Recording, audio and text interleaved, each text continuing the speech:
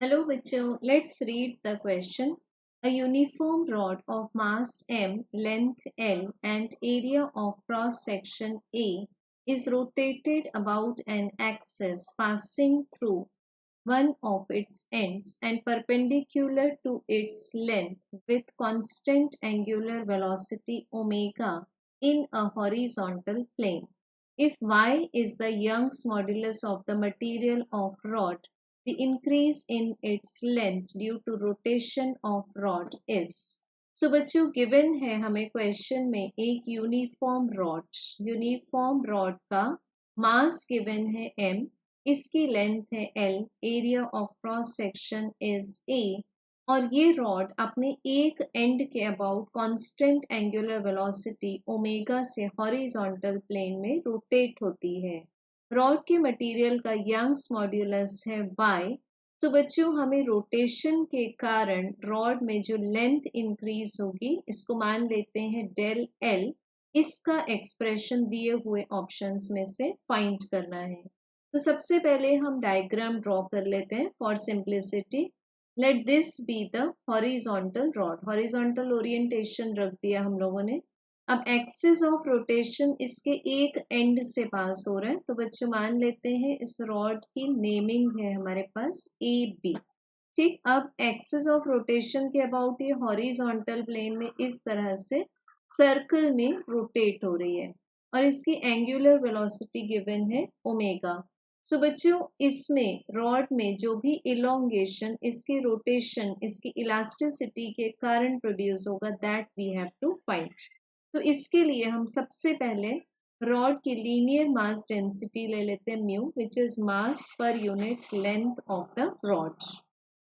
अब बच्चों बिकॉज इस रॉड के डिफरेंट जो पार्ट्स हैं लेंथ वाइज डिस्ट्रीब्यूटेड, उनका डिस्टेंस एक्सिस ऑफ रोटेशन से वेरी करता है, चेंज करता है, तो हम यहाँ पर नॉर्मल फॉर्मूला ना लगा के अप्लाई करेंगे समेशन द इंटीग्रेशन प्रोसेस। सो इसके लिए हम ले लेते हैं एक स्मॉल एलिमेंट जो कि एक्सिस ऑफ रोटेशन से x डिस्टेंस पर है और जिसकी विड्थ मानते हैं dx और इसका मास एज्यूम कर लेते हैं dm।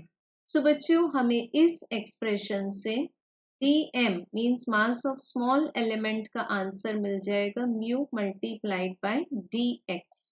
सो अब इस एलिमेंट पर जो सेंट्रीपिटल फोर्स लग रहा है that is centripetal force on this small element that will be given by. तो इसके लिए हम पहले सेंट्रीपिटल फोर्स का नॉर्मल एक्सप्रेशन देख लेते हैं which is m omega square r, where r is the distance from axis of rotation. So यहाँ हम एलिमेंट के मास के प्लेस पर dm लेंगे। एंगुलर स्पीड सभी के लिए सेम है तो ओमेगा स्क्वायर और इसका डिस्टेंस एक्सिस ऑफ रोटेशन से हमने माना हुआ है x। सो अब dm के प्लेस पर पुट कर सकते हैं म्यू dx, तो multiplied by omega square x। तो बच्चों हमें centripetal force on this element का एक्सप्रेशन मिल जाएगा mu omega square x D x. अब अगर हम चाहते हैं कि पूरी रॉड पर सेंट्रीपिटल फोर्स क्या लग रहा है तो हमें बोथ साइड्स इसको इंटीग्रेट करना पड़ेगा।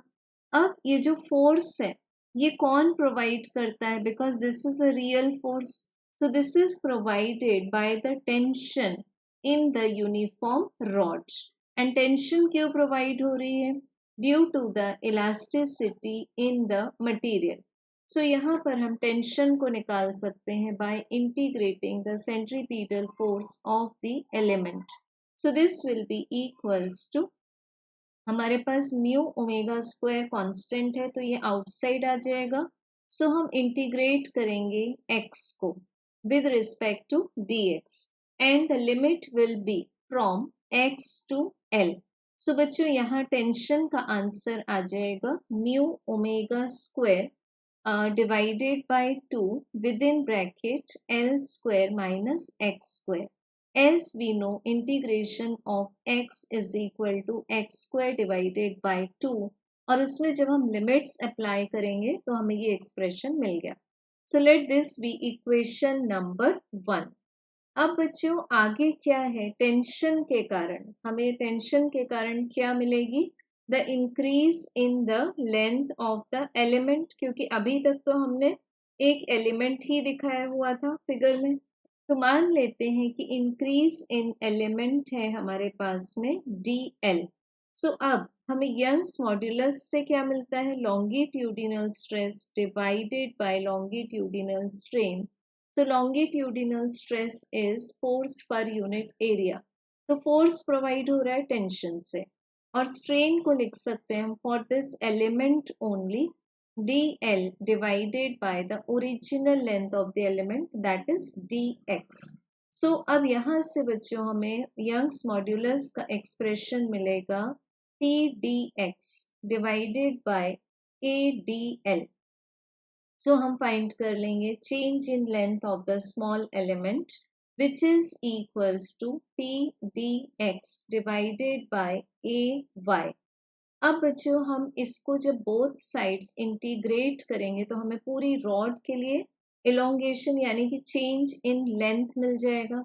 इसमें हम इक्वेशन 1 से टेंशन की वैल्यू को भी पुट कर देंगे। So we get dl equals to ay, तो कांस्टेंट है, और टेंशन की वैल्यू हमें इक्वेशन 1 से मिली थी mu omega square divided by 2 with in bracket L square minus X square और dx। अब इसको बोथ साइड्स इंटीग्रेट करेंगे, तो integration is from zero means left hand से रॉड के दूसरे एंड यानी कि b तक है dl।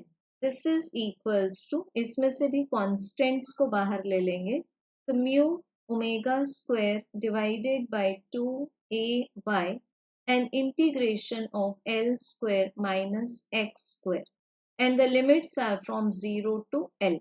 So बच्चों अब हमें इंटीग्रेशन से इनसाइड द ब्रैकेट मिल जाएगा L square x minus x cube divided by 3 and lower limit is 0, upper limit is L।